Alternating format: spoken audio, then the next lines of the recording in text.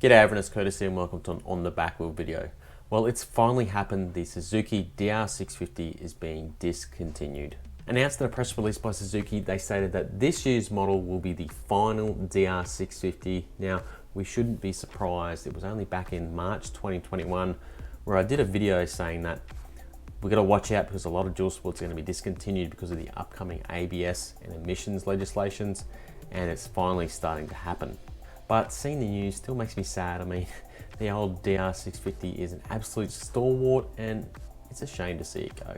Let's have a look at what Suzuki has said. The final edition, the MY21 iteration, will mark the end of an era with the Suzuki DR650 SE being discontinued from the Australian market. Recognising the DR650's remarkable success in Australia, the final release will be offered as a Tanami edition equipped with a 20-litre Acerbis fuel tank, genuine Suzuki aluminium bash plate, Barkbuster VPS handguards, and Tanami edition decals. So there you have it folks, straight from the horse's mouth. Now for my USA viewers, you may have noticed that I said Australia and not the US. Suzuki America have not discontinued the DR650 yet. I say yet because with all these countries and now Australia not selling the DR650 anymore, it will only be a matter of time before the DR650 is discontinued in the USA. Now let's have a look at the final edition DR650. As they mentioned, it comes with a 20-litre Acerbis fuel tank, an aluminium bash plate, Barkbuster VPS handguards, and those decals. The price unfortunately has gone way up in recent years to 11,890 Australian dollars, which is 8,500 US dollars. No doubt they are trying to cash in on this being the final DR650. Basically, it's a stock model with the additions I mentioned, plus some stickers. Besides that, nothing has changed. It's still the trusty old DR650 we know and love.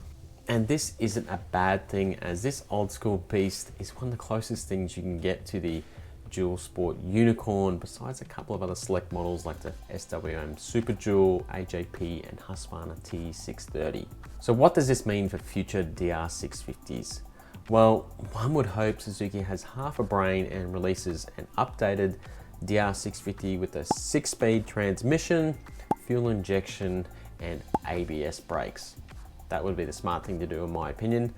You could leave it even nearly exactly the same or go a similar route like Kawasaki has done with the KLR 650.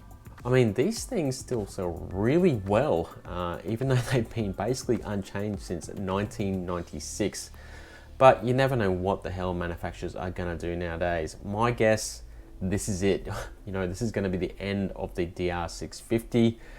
And what a massive shame that would be, as the big 650 is still a top bike. I mean, with a couple of mods, you can make it a supermoto or a really good adventure bike, or just ride it stock and use it as a commuter.